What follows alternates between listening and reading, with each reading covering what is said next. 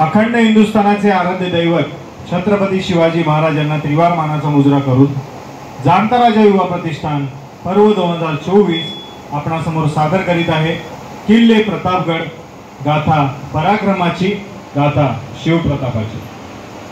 महाराष्ट्रातील पहिला आधुनिक असा विद्युत रोषणाईचा हा ऐतिहासिक सोहळा तुम्ही आता अनुभवणार आहात। पेटवुनी मशाली सांगुनी गनिमी कावा, पेटवुनी मशाली सांगुनी गनिमी कावा, मांडुनी हा डाव सारा, फाडीला अफजल कैसा तो पहावा, फाडीला अफजल कैसा तो पहावा।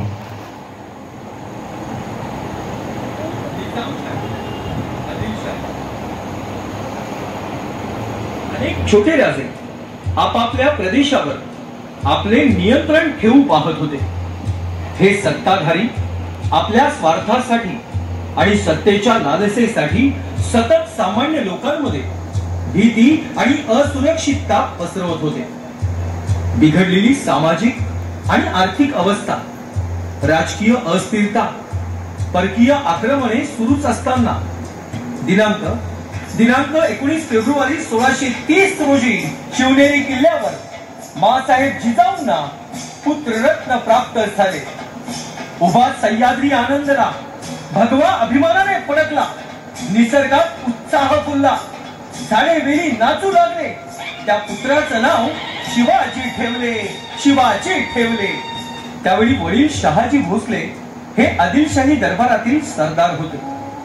लहानपणापासूनच माँसाहेब जिजाऊ बाळ शिवाजींना धर्म, संस्कृती आणि शौर्याच्या कथा सांगून प्रेरित करत। त्यामुळे शिवाजींनी लहान वयातच स्वराज्य स्थापनेचे स्वप्न पाहिले।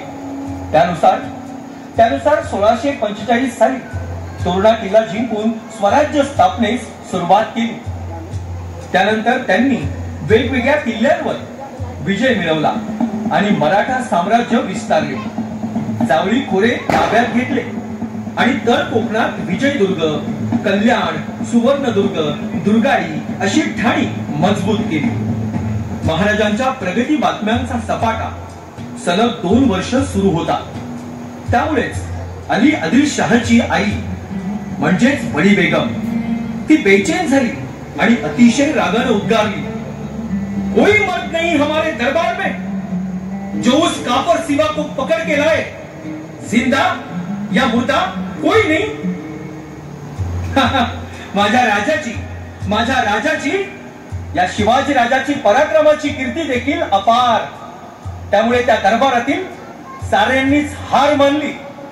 तितक्यात अचानक एक सरदार उठला आणि बोलला, हम लाएंगे सिवा को, जिंदा या मुर्दा।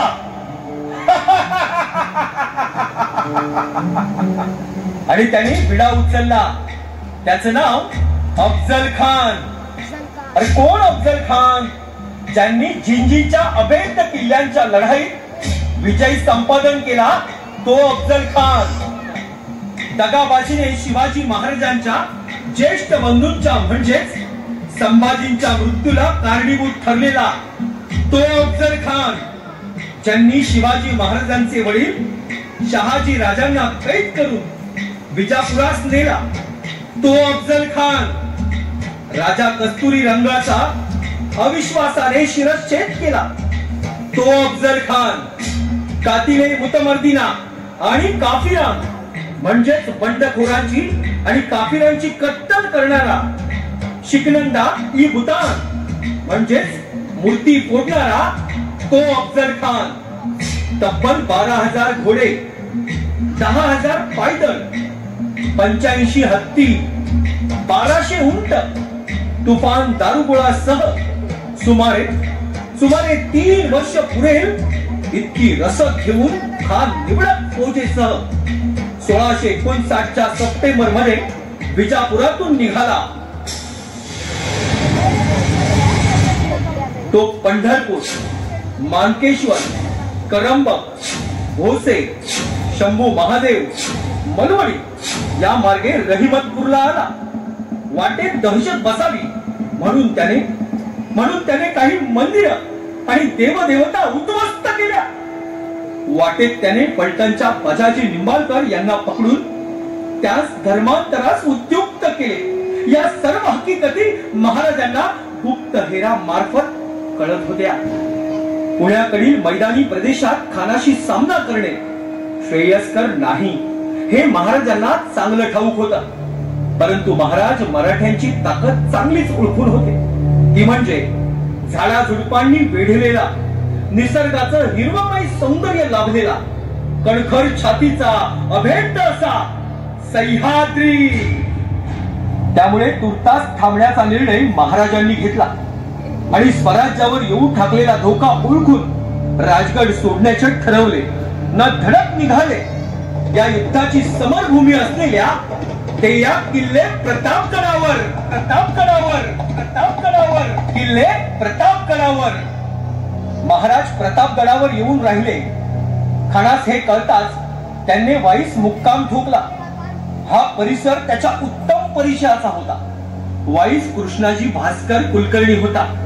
खानाने त्यास महाराजांकडे पाठवले। महाराजांना वाई येथे आपल्या भेटीस आणावे असा खानाचा बेत होता। महाराजांजवळ पंताजी गोपीनाथ बोकील हा एक हुशार आणि धोरणी गृहस्थ होता। त्यांनी त्यास कृष्णाजी बरोबर खानाकडे शिष्टाईसाठी रवाना केले। दरम्यान महाराजांनी गुप्तहेरा करवी खानाचा उद्देश जाणून घेतला। त्यांनी खानास निरोप धाडला की एवढ्या मोठ्या सैन्याशी सामना करण्याची ताकद माझ्यात नाही।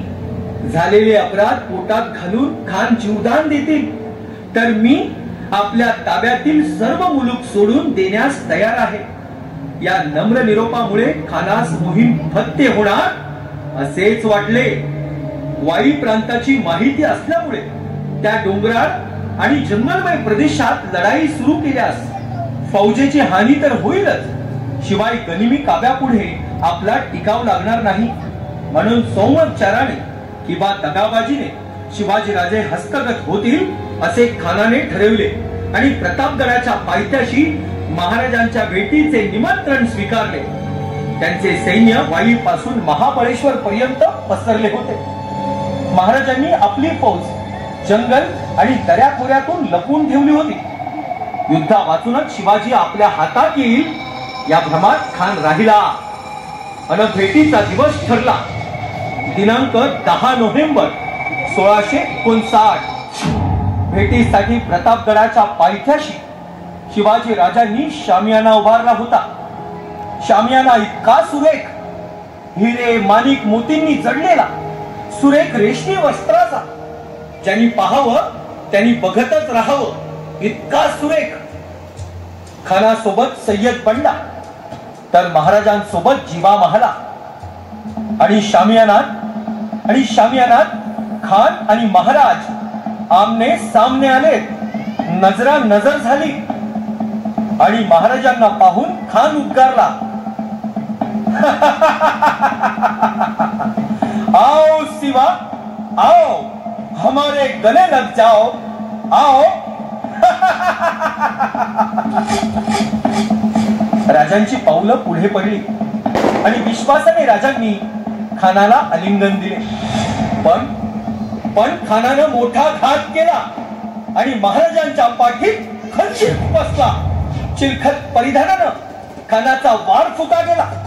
खान बावरला, त्याला कळेना काय झालं। तितक्या चपलाईनं माझ्या राजांनी खानाच्या पोटात बिचवा ढकलला, वाघ नख्याचा मारा केला। खानाचा पोट फाडला, कोतला बाहेर पडला, खान पडला। तितक्यात सय्यद बंडा महाराजांवर धावून आला। पाठून वार करणार तितक्यात जीवा महालानं सय्यद बंडाचा हात वरच्या वर उडवला आणि इतिहास गरजला। होता जीवा म्हणून वाचला शिवा। खान संपला आणि भगवा अभिमानानं दौलानं फडकला। मोहीम फत्ते झाली। खानाचा शीर राजगडावर आणला गेला। त्यावेळी स्वराज्याची माऊली पुण्यश्लोक राजमाता मासाहेब जिजाऊ म्हणाल्या, शिवबा वडिलांच्या अपमानाचा सूर घेतलास, थोरल्या भावाच्या खुनाचे उसने फेडलेस, माझी कूस उजळली। खऱ्या अर्थाने स्वराज्याचा पाया रचला गेला. आता मागे फिरू नकोस. हे हिंदवी स्वराज्य व्हावे ही स्त्रींची इच्छा आहे. ही स्त्रींची इच्छा आहे.